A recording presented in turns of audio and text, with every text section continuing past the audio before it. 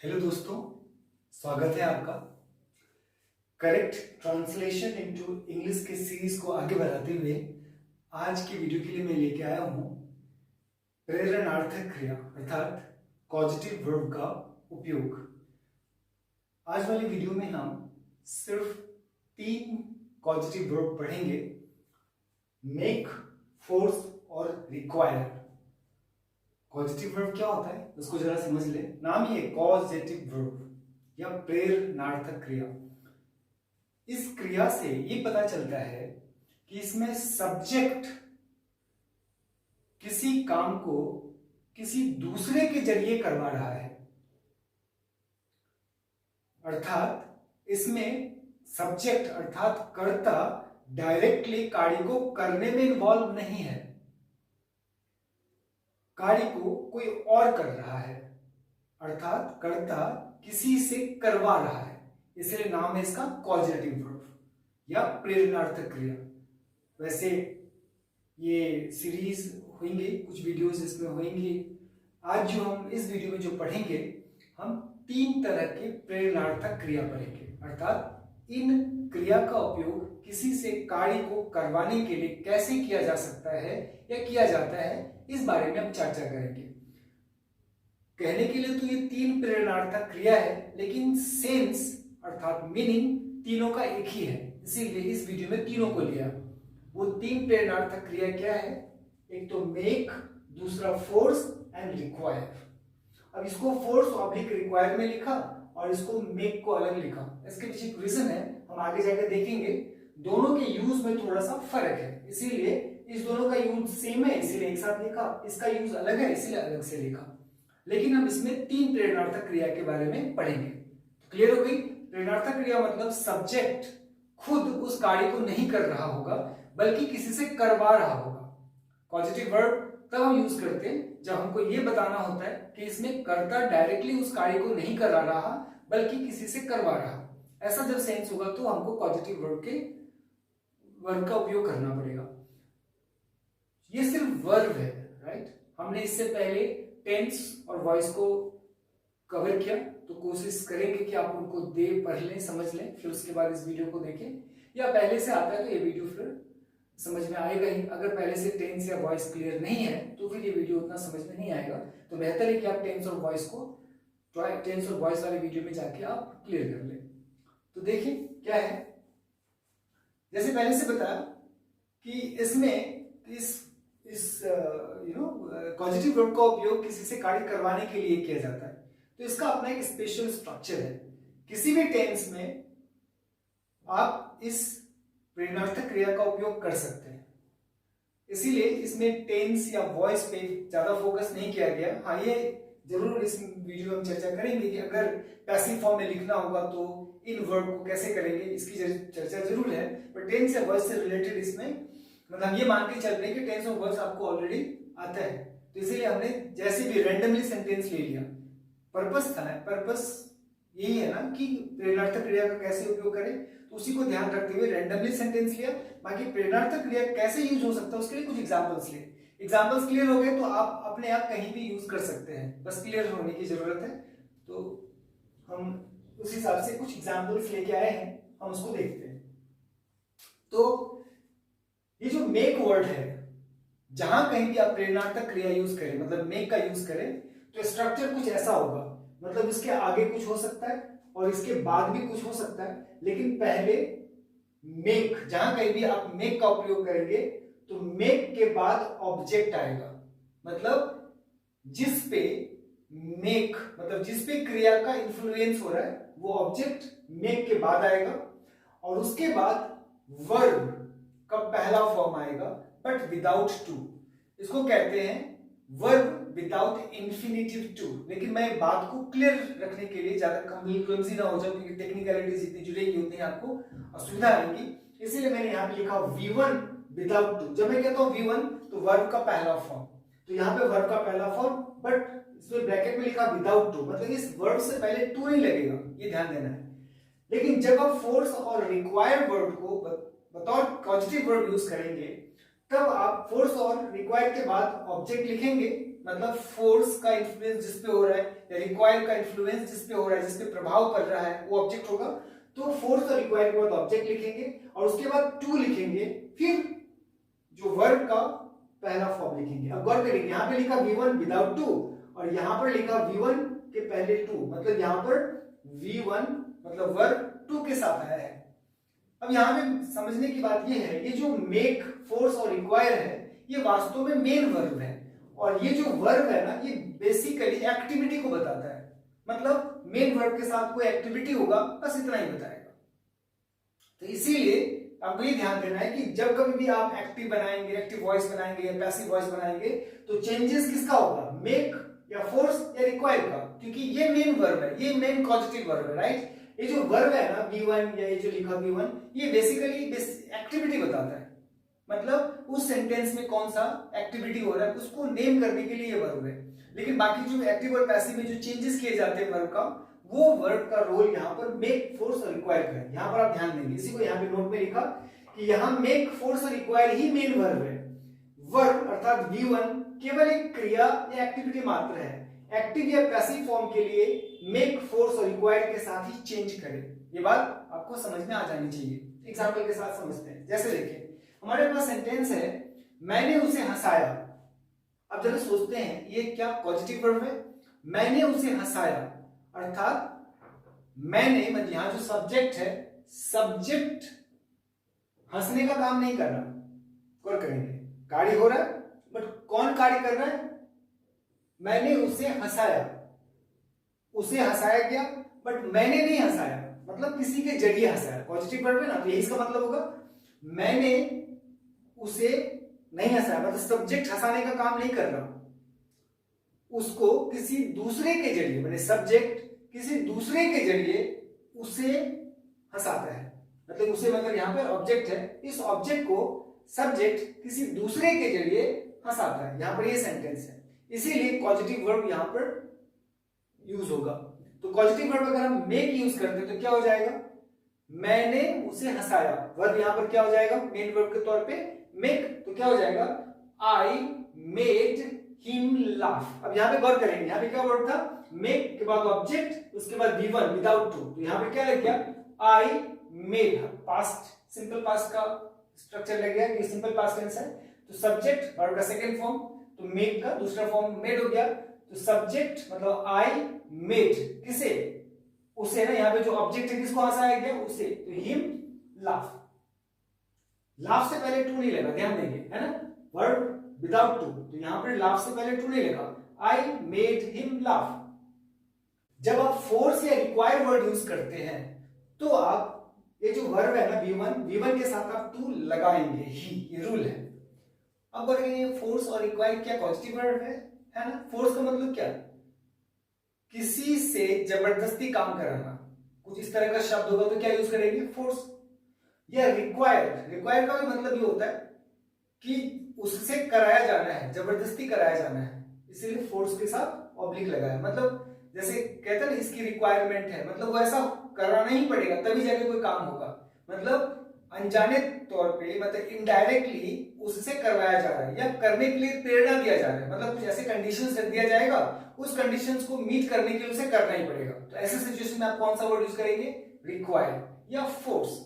Force तो directly use होता है, मतलब डायरेक्टली फोर्स दिया गया, डायरेक्टली बल प्रयोग किया गया तो फोर्स लगाया जाएगा। लेकिन रिक्वायर कब होगा? रिक्वायर का मतलब किसी कार्य को करने के लिए प्रेरित किया गया।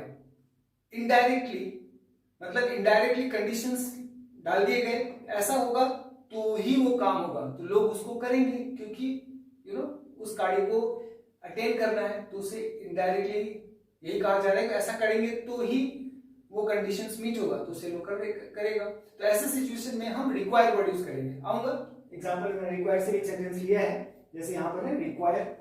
तो ये ध्यान देना है कि फोर्स और रिक्वायर यूज करेंगे तो ऑब्जेक्ट आएगा, और ऑब्जेक्ट के बाद जो एक्टिविटी के लिए जो वर्ब यूज कर रहे हैं ना, उससे पहले आप टू लगाएंगे। जैसे यहां पर है I made him laugh, make से बनाया। क्या इसको फोर्स के साथ बना सकते हैं? अगर ये कहना है कि मैंने उससे जबरदस्ती हंसवाया, तो क्या होगा? आई फोर्स्ड हिम टू लाफ। गौर करेंगे, फोर्स के बाद ऑब्जेक्ट और लास्ट जो एक्टिविटी है ना उससे पहले टू, तो क्या हो जाएगा, आई फोर्स्ड हिम टू सिंग। अच्छा यहाँ पे हंसाया है तो मैंने यहाँ गाना लिख दिया, तो इसको ठीक कर लेते हैं। यहाँ पे आप सिंग की जगह पे लाफ लिख दीजिए, तो क्या हो गया, अगर आप फोर्स वर्ड यूज करेंगे, आई फोर्स्ड हिम टू लाफ, है ना, सिंपल।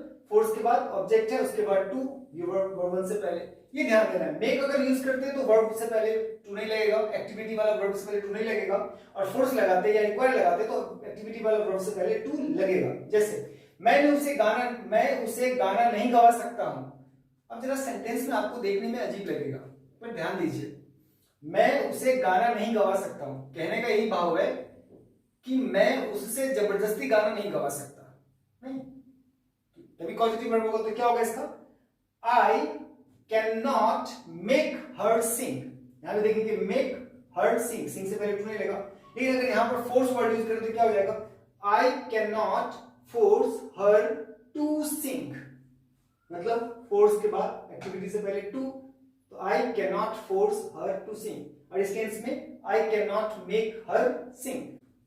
अब देखते हैं, वे लोग हमसे कार्य करवा लेंगे, गौर करेंगे, वे लोग हमसे कार्य करवा लेंगे, क्या मतलब है, कोई है जो किसी से काम करवा लेगा, पॉजिटिव वर्ब है, तो यहां पर मेक या फोर्स यूज कर सकते हैं, तो क्या हो जाएगा, वे लोग हमसे कार्य करवा लेंगे, दे will make us work, make word use हुआ है, और मेक के बाद ऑब्जेक्ट यहां पर अस है, हम लोगों से किससे काम कर, आखिर कौन से, किस पे काम का दबाव पड़ेगा, हम लोगों, तो वहां पर अस लगा है ना, वे लोग हमसे कार्य करवा लेंगे, इस हमसे के लिए अस यूज हुआ है, तो they will make us work, इसी को अगर फोर्स लगाते तो क्या हो जाएगा, they will force us to work, क्योंकि फोर्स वाला अगर यूज करेंगे तो एक्टिविटी से पहले टू लगाना पड़ेगा। नेक्स्ट, तुम मुझसे लिखवा नहीं पाओगे, वर्क करेंगे, तुम मुझसे लिखवा नहीं पाओगे, ये भी पॉजिटिव वर्ब है, सब्जेक्ट डायरेक्टली नहीं लिख रहा, किसी से लिखवाने की कोशिश कर रहा है, यहां पे नेगेटिव सेंटेंस इसलिए नॉट लगा, तो क्या होगा, तुम मुझसे लिखवा नहीं पाओगे, तो क्या हो जाएगा, you will not be able, ability के लिए दिखा रहा है, नॉट लगा है इसलिए यहां पर एबल लगा, you will not be able to make me right, गौर करेंगे, मेक मी राइट, तुम मुझसे लिखवा नहीं पाओगे। अगर इसी जगह पे हम फोर्स यूज करते तो क्या हो जाएगा, you will not be able to force, यहां पे भी एक चीज है, इसको हटा देते, तो क्या हो जाएगा, you will not be able to force me to write, यहां पर है you will not be able to make me write, यहां पर है to force me write, क्योंकि पहले बताया फोर्स जब यूज करेंगे तो वर्ब मेन एक्टिविटी वाले वर्ड से पहले टू लगाएंगे, इसलिए राइट से पहले टू लगा। अच्छा, आपको ना यहाँ पे एक चीज ध्यान देना है, ये जो अंडरलाइन है यहां पे होना चाहिए टू राइट।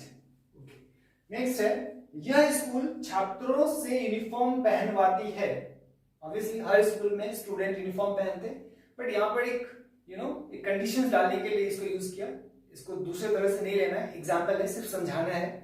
अब यह स्कूल छात्रों से यूनिफॉर्म पहनवाती है, तो क्या हो जाएगा, this school makes students wear uniform, make है इसलिए वियर से एक्टिविटी है, उससे पहले टू रहेगा, लेकिन इसको रिक्वायर से ही बना सकते हैं, तो क्या हो जाएगा, this school requires students to wear uniform, यह स्कूल छात्रों से यूनिफॉर्म पहनवाती है।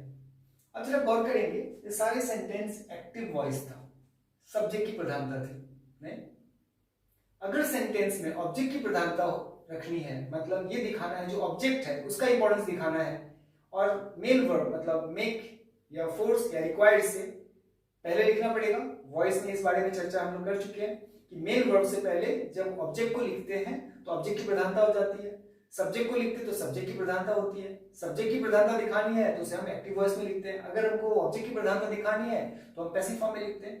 तो अब देखेंगे कुछ ऐसे सेंटेंस जो पैसिव है, मतलब पैसिव फॉर्म में लिखना होगा। अब यहां पर एक बात देखेंगे, इस नोट पे गौर करेंगे, जब मेक, फोर्स या रिक्वायर का यूज पैसिव फॉर्म में लिखते हैं तो जो एक्टिविटी वाला वर्ब है उससे पहले टू लगेगा ही लगेगा। अब क्या है, फोर्स और रिक्वायर्ड जब यूज करते तो पहले भी मतलब एक्टिव फॉर्म में भी मेन वर्ब से पहले टू लगता है। मेक तो एक्टिव फॉर्म में तो नहीं लगेगा, लेकिन जब मेक को आप पैसिव फॉर्म में यूज करेंगे तो एक्टिविटी वाले वर्ब से पहले टू लगेगा। फोर्स और रिक्वायर को भी जब आप पैसिव फॉर्म में लिखेंगे तो मेन वर्ब से पहले टू लगेगा। मतलब डिफॉल्टली एक्टिव फॉर्म में लगता है फोर्स और रिक्वायर में, तो पैसिव फॉर्म में भी लगेगा। मेक के एक्टिव फॉर्म में नहीं लगता है, लेकिन मेक के पैसिव फॉर्म में लगेगा। जैसे उसे हंसाया गया, गौर कीजिए, इसी सेंटेंस का पैसिव फॉर्म है, मैंने उसे हंसाया। अब इसी का पैसिव मतलब ऑब्जेक्ट की प्रधानता है, इसलिए इसमें मैंने नहीं लगा, सिर्फ ऑब्जेक्ट को दिखाने के लिए ऑब्जेक्ट लगा। जैसे उसे हंसाया गया, मैंने उसे हंसाया, सब्जेक्ट की प्रधानता है। उसे हंसाया गया, इसमें मैंने लिखा ही नहीं, उसे हंसाया गया मतलब जो हंसा, जिसपे हंसने का एक्टिविटी हुआ वो खुद ऑब्जेक्ट है, तो ऑब्जेक्ट को यहाँ पे लिखा, ये ऑब्जेक्ट की प्रधानता है, जिसका मतलब पैसिव फॉर्म में होगा। तो क्या हो जाएगा, उसे हंसाया गया। सिंपल पास्ट का जो पैसिव फॉर्म का रूल है, मेक को मेन वर्ब के साथ बनाते हुए आप बना दीजिए। क्या हो जाएगा, उसे हंसाया गया। He was made to laugh। गौर करेंगे, जब यहां पर था I made him laugh, तो लाभ से पहले टू नहीं लगा, लेकिन जब मेक को पैसिव फॉर्म में बनाया और मेड लग गया तो एक्टिविटी से पहले टू लग गया। ये ध्यान रखना है, ये वाला जो नोट है इस बात को ध्यान रखना है। मतलब एक्टिव फॉर्म में मेक अगर यूज होगा तो मेन वर्ब से पहले टू नहीं लगेगा, बट मेक को अगर आप पैसिव फॉर्म में लगाएंगे तो मेन वर्ब से पहले टू लगेगा, पैसिव फॉर्म में टू लगेगा। फोर्स और रिक्वायर्ड में भी टू पैसिव फॉर्म में लगेगा। फोर्स और रिक्वायर्ड का तो एक्टिव फॉर्म में ही लगता है, तो पैसिव फॉर्म में स्वाभाविक रूप से लगेगा। तो क्या हो जाएगा, he was made to love. ठीक है, उससे गाना नहीं गवाया जा सकता, यहाँ पे डिफॉल्ट भी नहीं जा सकता मतलब है, राइट। उससे गाना नहीं गवाया जा सकता, या उससे गाना नहीं गवाया जा सकता है, तो क्या हो जाएगा, और करेंगे यहाँ पर कैन यूज होगा, लेकिन मेन वर्ब यहाँ पर मेक है, तो क्या हो जाएगा, she can not be made to सिंग।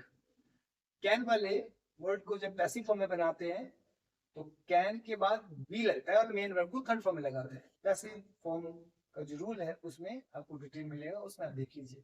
क्या हो जाएगा, उससे गाना नहीं गवाया जा सकता, she can not be made to sing. यहाँ तक यूजुअल पैसिव रूल है। मेक यहाँ पर मेन वर्ब है तो मेड बन गया, और सिंग से पहले टू लगा, पहले बताया मेक। अब है हमसे कार्य करवा लिया जाएगा, हमसे कार्य करवा लिया जाएगा, कार्य को किसे करना है, हमको, तो यहाँ पे वी ऑब्जेक्ट है, पैसिव फॉर्म में लिखना होगा, तो क्या हो जाएगा, we will be made to work. देखेंगे मेड के बाद वर्क से पहले टू लगा। मुझसे लिखवाया नहीं जा सकेगा, I will not be made to write. छात्रों से यूनिफॉर्म नहीं पहनवाया जा सकेगा, students will not be forced to wear uniform. या यहाँ पर मेड भी लिख सकते हैं, students will not be made to wear uniform, या रिक्वायर भी लगा सकते हैं, students will not be required to wear uniform. तो क्या देखा कि मेक, फोर्स और रिक्वायर को जब आप पॉजिटिव वर्ब के तौर पे यूज करेंगे तो एक्टिव फॉर्म में मेक का जब यूज करेंगे तो मेन वर्ब से पहले, मेक यहाँ पे खुद मेन वर्ब है तो जो एक्टिविटी को बताएगा, जैसे यहाँ पर वर्ब ये है ना V1, जो एक्टिविटी को बताएगा उससे पहले टू नहीं लगाना है। लेकिन फोर्स और रिक्वायर को अगर आप मेन वर्ब के तौर पे यूज करेंगे तो एक्टिविटी वाले वर्ब से पहले टू लगेगा। अब उसी को आप पैसिव फॉर्म में बनाएंगे, तो मेक को जब आप पैसिव फॉर्म में लगाएंगे तो एक्टिविटी वाले वर्ब से पहले भी टू लगेगा, इस वर्ब से पहले टू लगेगा। कब, जब उसे पैसिव फॉर्म में लिखेंगे। इस रूल को देख लीजिए। और फोर्स और रिक्वायर एक्टिव फॉर्म में भी लगता है तो पैसिव फॉर्म में भी लगेगा डिफॉल्टली। ये हमने आज की इस वीडियो में देखा। थोड़ा सा रिवाइज कर लेना है, 2-3 सेंटेंस को आपको खुद बना के देखना है, अपने मन से सेंटेंस लिख लीजिए, फिर उसको इंग्लिश से बनाने की कोशिश कीजिए। अदरवाइज आप इन सेंटेंस को एक बार लिख लीजिए, फिर उसको अपने हिसाब से बनाइए, फिर मैच करके देख लीजिए। अगर करेक्ट है, मैंने मैच कर गया तो करेक्ट है, नहीं तो दोबारा वीडियो देख लीजिए, इस तरह से आ जाएगा। इसके अलावा भी और भी वीडियो होंगी पॉजिटिव वर्ब से रिलेटेड, ये पहला वीडियो है।